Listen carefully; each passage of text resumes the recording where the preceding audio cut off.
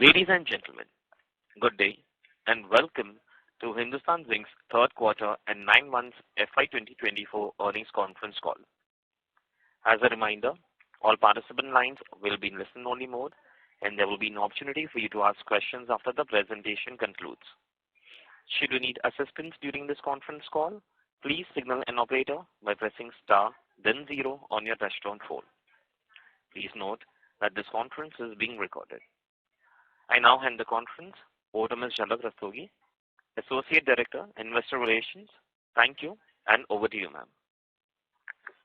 Thank you, Neera. Good afternoon, everyone, and a very happy new year. I welcome you all to Hindustan Zinc's third quarter and 9 months ending 31st December results briefing. In this call, we'll refer to Q3 FY24 investor presentation available on our company's website. Please refer to the glossary and notes in the presentation for additional reference. Some of the information on this call may be forward-looking in nature and is covered by the safe harbor language on slide number 2 of the said presentation. Today on the call, we have with us our CEO, Mr. Arun Mishra, and our CFO, Mr. Sandeep Modi. Mr. Mishra will begin with an update on business performance, while Mr. Modi will walk you through financial performance, after which we'll open the floor for questions. I now request Mr. Mishra to begin today's call. Over to you, sir. Thank you, Jhalak. A very good afternoon to all of you, and I wish you and your family a happy new year. Thank you for joining us today for the third quarter and 9-month FY24 results briefing.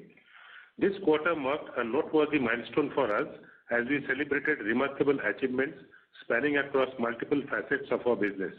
Before delving into further details, I would like to initiate by addressing the crucial topic of safety. Our unwavering focus on safe operations, the dedication of our employees, and our robust operational processes coupled with consistent investment in safety measures and technology resulted in another quarter of fatality-free operations, making the 5th consecutive quarter with 0 fatalities. Even as we look ahead, our commitment to safety remains resolute.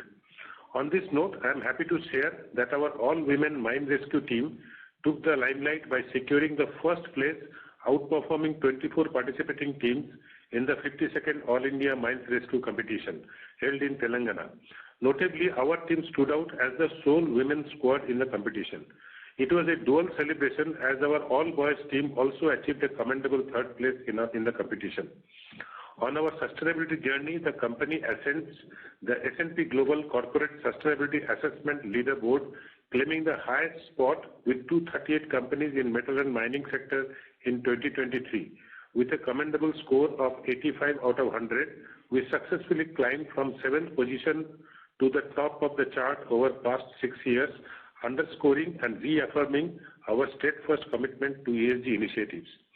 Continuing on our decarbonization mission, we have forged strategic partnerships within the industry and commenced the deployment of electric and LNG vehicles in our operations. These series of strategic partnerships propel us forward in our decarbonization journey, bringing us closer to achieving our net zero and GHG emission targets. On community development front, our holistic strategy and people-led institution-based approach to CSR endeavors have earned us recognition among top 10 CSR companies in India. A quick snapshot of developments made in the quarter are given on page 4 for reference. Moving on to the markets, though the quarter started on weaker market sentiments, news of Chinese central government's additional investment on infrastructure helped improve the market. In the quarter, Chinese economy grew 4.9% year-on-year on the back of a rally in industrial production. The US economy also demonstrated strength and resilience during the quarter, driven by robust customer spending and high service sector activity. European economy, in contrast, has persistently struggled to regain strength. Further, the easing of inflationary pressure in some of the world's major economies also suggests that the global supply chains are returning to normal. The global manufacturing PMI dropped marginally from 49.2 in September to 49 in December, indicating a slight contraction in output. The S&P Global India Manufacturing PMI also fell from 57.5 in September to 54.9 in December. Despite the decline, the December figure marked 30 months of the index remaining above 50, reflecting manufacturing expansion. Factory orders and output experienced a moderate yet notable rise, accompanied by an enhanced business confidence in the upcoming year's outlook. Zinc prices were marginally better this quarter, despite the strengthening of US dollar attributed to incidents such as suspension of Nister's Mid-Tennessee mine, fire at the upcoming Ozerno mine, etc., pushing the prices above $2,600 per ton level during the quarter before closing a monthly average of $2,500 per ton in December. While the global production has been stressed, however, the impact of the same has been insufficient to overcome the faint demand, particularly in Europe. This resulted in a surplus of refined zinc in LME warehouses during the quarter. Regarding the zinc outlook, usage in anticipated rise in India, Mexico, China, and Vietnam on the back of increased focus on infrastructure, while the demand in Europe and USA is likely to remain flat.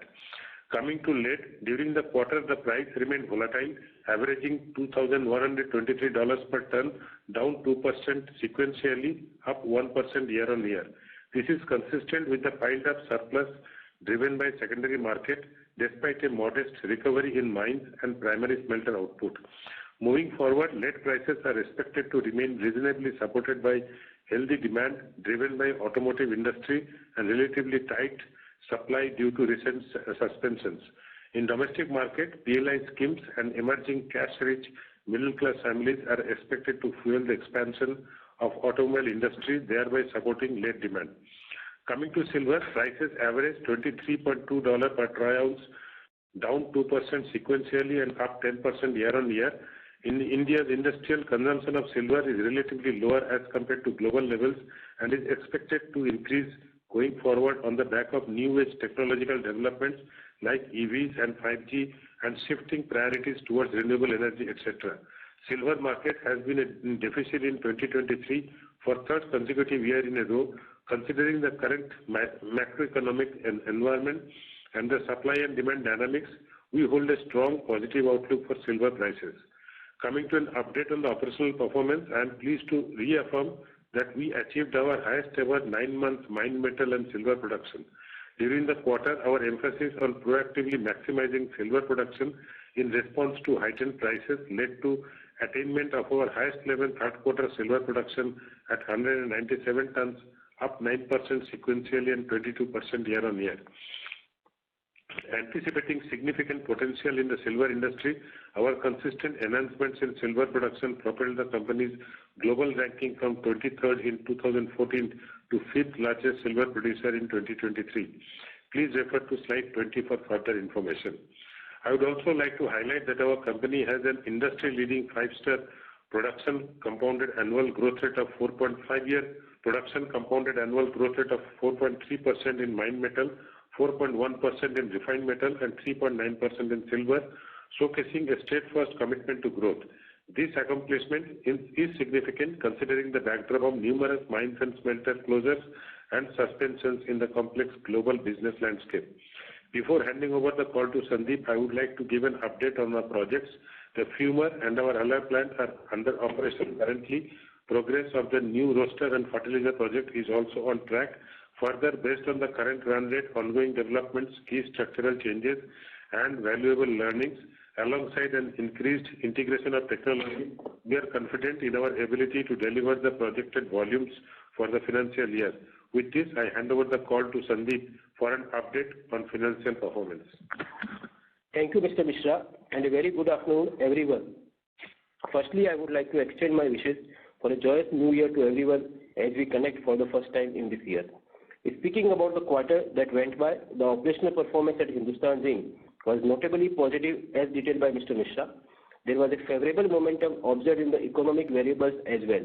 As a result of the ongoing cost optimization initiative in the company towards achieving the design cost of $1,000 per ton, this quarter recorded the lowest cost in the past 10 quarters, achieving a sustained cost reduction in last 4 consecutive quarters. These persistent improvements solidify our position as a global cost leader, placing Hindustan Zinc in the first decile of the global zinc mining cost curve. Please refer slide 24 for further details on the cost. Further, though it is challenging to achieve intermittent cost reduction, however, the crucial and the more complex aspect is sustaining it over an extended period, which is one of our main strategy to navigate through a so-called LME environment resiliently. As a result, our EBITDA margin increased from 46% in previous quarter to 49% in quarter 3 FY24. It was supported by prioritizing silver production as well.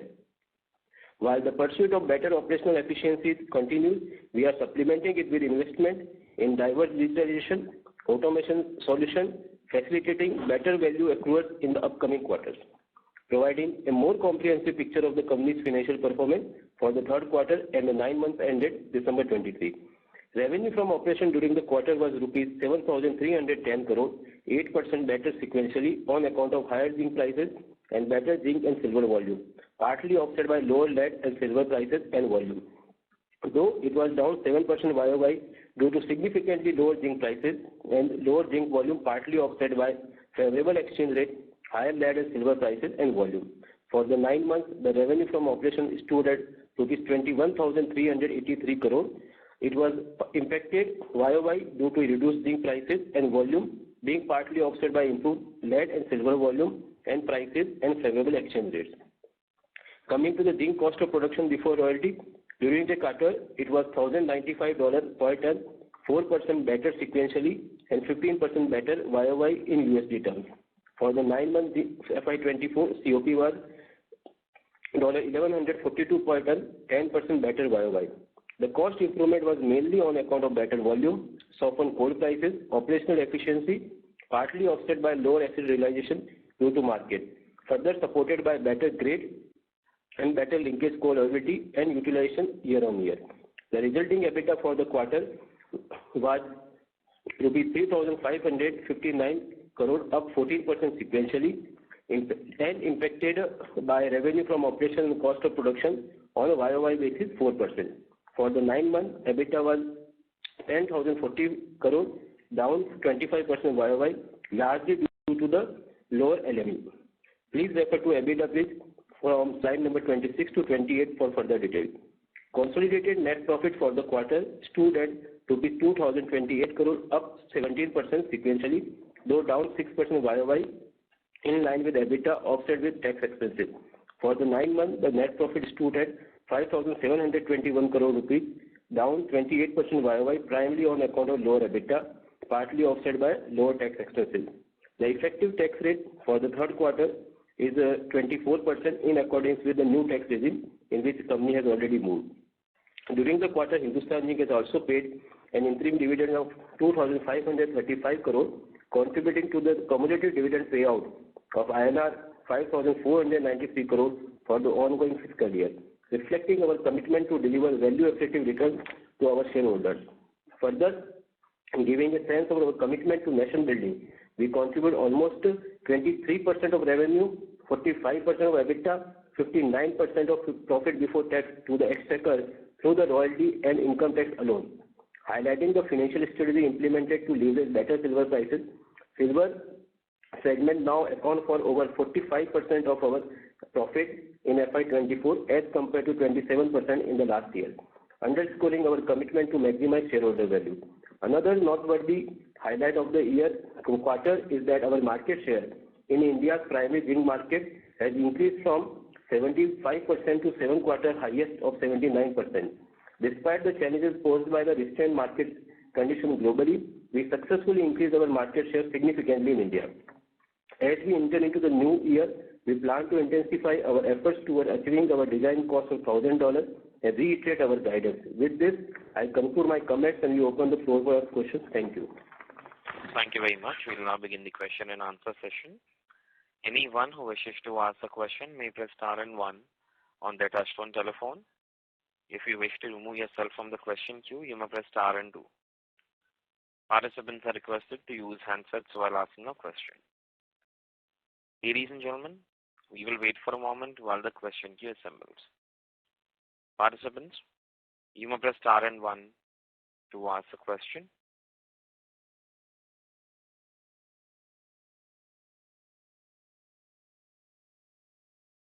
The first question is from the line of Vikas Singh from Phillip Capital. Please go ahead.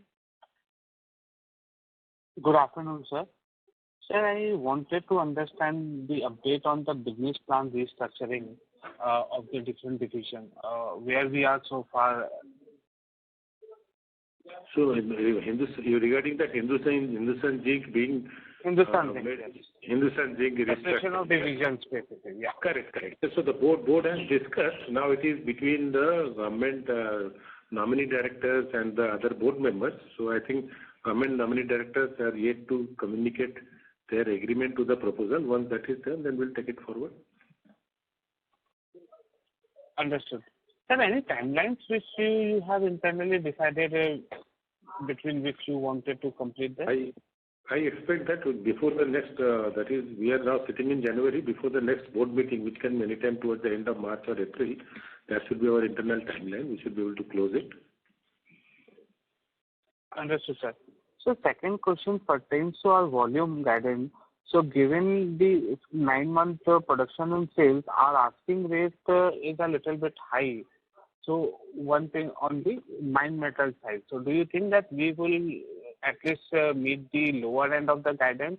And secondly, do you want to increase your guidance on the silver production? Basically, once since the few months are now completed and they would be ramping up?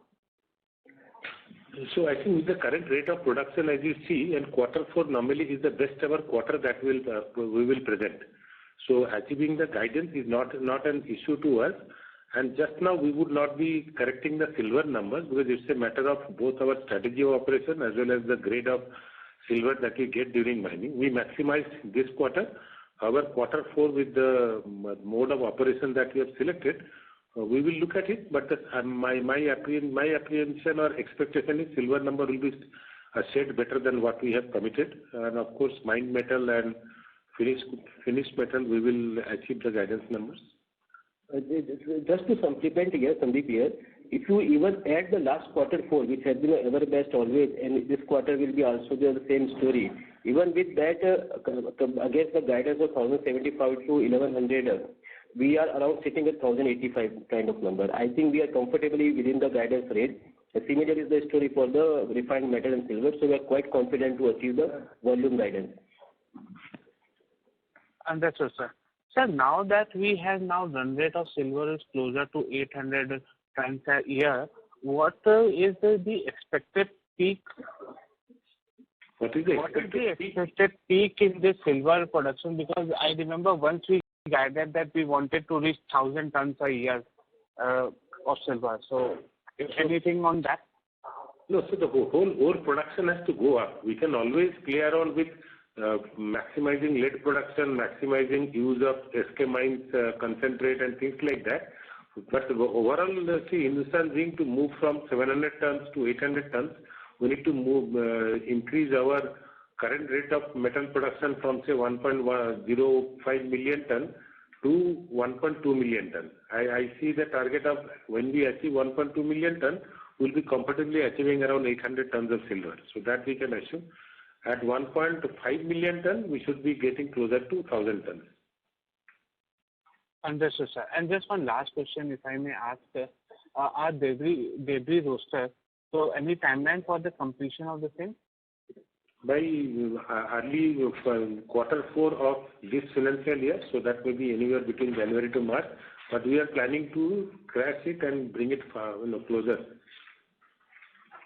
Yeah, that is next financial year, which is January to March of 2025. Okay, next financial year, January to March. Yeah. Okay, thank you. That's all from my side and all the best for you. Thank you. Thank you. Next question is from the line of Pallav Agarwal from Antique Stock Broking. Please go ahead. Yeah, good afternoon, sir. So the first question was on, how the domestic physical premiums have, played out sequentially. So have you seen some drop over there? Hi, Pallav. Yeah. So first of all, Happy New Year. Pallav, I think the domestic market premium or export both have been working in tandem with the market. And I don't think anything insignificantly has happened to the premium. It's all in line with the market and the competition. Sure, sir. And what about, we were planning to increase our proportional value-added products in the mix, so how has the progress been on that? No, so we had that alloy plant commissioning, which has happened. It is ramping up. And I think by next quarter, we will be able to report a healthy number of special products that we produce from the alloy plant, which will add to a value-added product number. But as of now, the way we produce value-added products in the standard mode like last year, the numbers are not much, around 18 to 20% we have. Sure, sir. And I think we were targeting, 25 to 30%, if I recall. So that additional will come from our alloy plant also. Sure, sir. So also just if you could just help us out, with how, the coal, domestic coal availability is. And I believe we have, tweaked our power plants to accept more domestic coal. So is that started showing results, and, what kind of cost improvements can we see from that? No, there are two parts to it. One part is general availability of domestic coal. It is not as good as it was in quarter two. However, it is healthy. The percentage of domestic coal consumption is healthy. Second, we have modified our power plants, which are now capable of digesting more and more domestic coal at higher ash. So roughly, if I give you the percentage numbers, we were 45% earlier in quarter two, which is reduced to 30 or 31%. As we have been saying earlier, that we require about 20 to 23% of the share of domestic coal, the way the power plants are designed, but we are now able to digest up to 30-40% of domestic coal. This has, of course, helped us in reducing the power cost. Also, we have done at a domestic coal and more than 100% plant load factor kind of a performance. Our power costs are well within our target, and which is actually has started reflecting on our overall cost of production, which has gone down. So, our power cost contribution to overall cost, which used to be 42% last year, has gone down to 35%. Sure, sir. Okay. And probably this can probably there's room for further improvement, I guess, going on. Okay. At the current level of power plant capacity to digest thermal domestic coal, if we start getting say 45% domestic coal in our total coal mix, the cost will go down further. Sure, sir. So finally, if you could just help us with, with the broad outlook on, on zinc and lead pricing for CY24, given that, Chinese stimulus efforts really haven't, probably had the effect that, that was expected. So at least in steel, we continue to see a lot of exports still coming out of China. So is this any different in terms of zinc and lead, the domestic demand over there? Post-COVID world is such that it's very difficult to predict because earlier there was a firm equation between countries and one could predict what price will go up, what will come down. Today you see even Chinese stimulus announcement expenditure is not able to push the prices up, right? Europe has not recovered. Europe remains largely flat and very docile as far as economic growth is concerned. US has registered good growth, but also affected by inflation. Although the inflation numbers have started coming down, gas prices have started coming down, but still US is only geography which is like.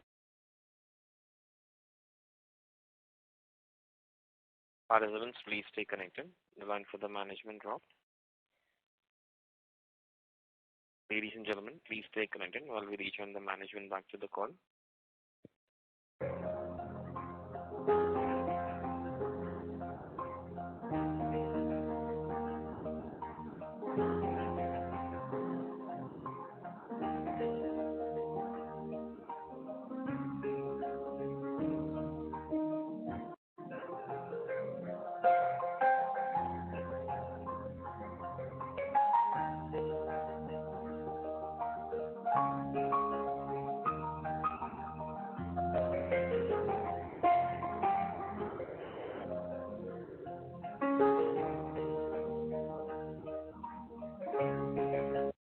Ladies and gentlemen, thank you for your patience. We have the line for the management reconnected. So you may continue. Yeah, so as I was saying, the overall export geography-wise, Europe has not shown a very promising recovery, whereas US remains slightly more promising. Indian economy is still strong, perhaps one of the strongest economies among the developing countries. So we are focusing more and more on domestic sale compared to exports. As far as predicting the prices is concerned, and under these conditions, our prediction of the price moving closer to $3,000 has not materialized even in this month of December. So I won't hazard a guess. I would be happy if it continues at the current level, maybe plus or minus $50 for another quarter. I think that will help us out. Sure, sir. Yeah, thank you both for the detailed answers. Thank you. Next question is from the line of Alok Deora from Motilal Oswal. Please go ahead. Good evening, sir. Sir, just one question. So the cost of production has come down pretty well in this quarter as well. So any outlook there? We have kind of maintained the full year guidance. So where could we see the COP moving ahead? So Alok, we continue to remain the guidance of 1125 to 1175, but I can give you the assurance that we will be at the lower edge of the 1125 to 1175. And going forward, as I said, that this time we closed $1,095, so accordingly you can do your math. But going forward, we believe that we deserve towards the $1,000 cost design. Got it. And sir, the debt right now at the company level is, I think, 10,000 crore or so. So where do we see that heading going ahead? So any comment on that? So if you see at a net debt level, we are around 360 crore rupees. Yeah. And given the healthy cash flow generation, so during this year, we have generated the free cash flow of 6,900 crore, which is also the post-growth capex and RE power investment of 1,000 crore, out of which 5,500 crore was distributed as a dividend and 1,400 crore was used for the debt reduction. So even you safely assume the EBITDA of the Q4 and even at current level LME, I am confident that minimum by 2,000 crore this debt reduction will happen in the Q4. Got it, sir. Thank you so much for that. Thank you. Next question is from the line of Amit Dixit from ICICI Securities. Please go ahead. Yeah, good afternoon, sir, and congratulations for a good set of numbers.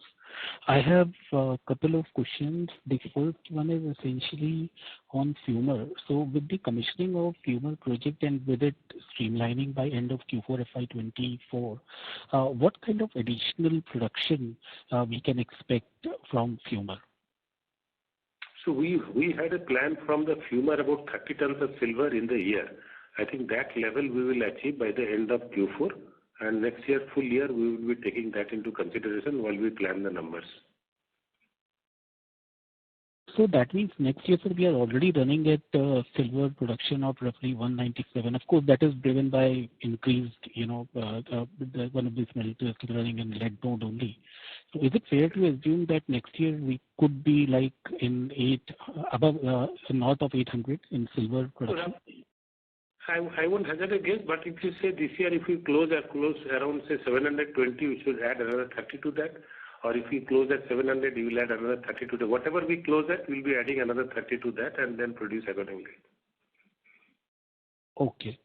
The second one is a bookkeeping question, sir. On the, if you could just say, mention the revenue and capital mine development this quarter. So revenue and capital mine development both were around 13 kilometer per. So each, so that was a revenue and capital mine development in this quarter. Okay. And another one, sir, if I may, maybe I missed it because I joined the call a little bit late. You mentioned in the prepared remarks about the improvement in grade. So what was the average grade realized in this quarter? So this quarter it was around 7.4, and it is a YOY higher. Last quarter YOY was 6.96. This time it is 7.36. Okay, great, sir. Thanks and all the best. Thank you. Thank you. Next question is from the line of Shweta Dixit from Systematics Group. Please go ahead. Hello. Thank you, sir, for the opportunity. I wanted to know, could you throw some light on the operational details of the zinc alloy plant, like the volumes and what was the realization and margin that can be expected going forward? And you mentioned something about it could contribute 20 to 25%. I missed what contribution were you talking about there? No, we are talking about one value-added product. Currently, we are at about 18 to 20% of the total product is value-added product. In the definition that we know value-added product is to be, which can be jumbo, which can be AGDP, which can be Zamak 3, Zamak 5, but mostly produce Zamak 3. Going forward, about 30,000 tons per annum value-added product will be produced separately by the alloy plant. As of now, it has just been commissioned. It is still going through the teething issues of the plant that has, and we believe that by Q4 it will be stabilized. And next year, full year, when we look at, it will surely add another 30,000 tons of production and take our value-added production percentage from 20% to maybe 25%. Okay, sir. That's it from my side. Thank you. Thank you. Thank you. Next question is from the line of Shivang Chauhan from Barclays. Please go ahead. Oh, yeah. Hi. Thank you for taking the question. I have a quick one on if you would have an update on the transfer balance NCLT hearing that was supposed to happen. Any update on that you could provide? Yes, Shivang, first of all, Happy New Year. We had a GR2RE last hearing on January 24 at the NCLT Jaipur. This is the second motion, and the hearing went very well, almost for 1.5 hours. We expect the order to be passed maybe in February. So the next date of hearing is on 15 February 24. All are procedural in nature, given the size and the rare kind of thing. It's taking time. Okay. Thank you. Thank you so much. That's all for me. Happy New Year. Thank you. Thank you. A reminder to all the participants, you may press star and 1 to ask a question.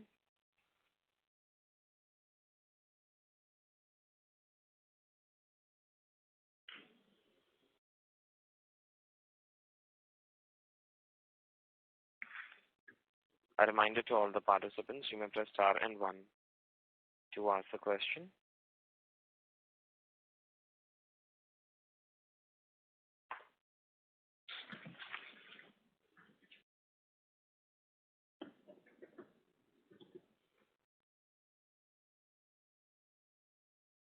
As there are no further questions, I would now like to hand the conference over to Ms. Jhalak Rastogi for closing comments. Thank you, everyone. With this, we close today's earnings call. For any follow-up questions or clarifications on the results, please feel free to reach out to Investor Relations team. Thank you. Thank you very much. On behalf of Hindustan Zinc, that concludes this conference. Thank you for joining us. You may now disconnect your lines. Thank you.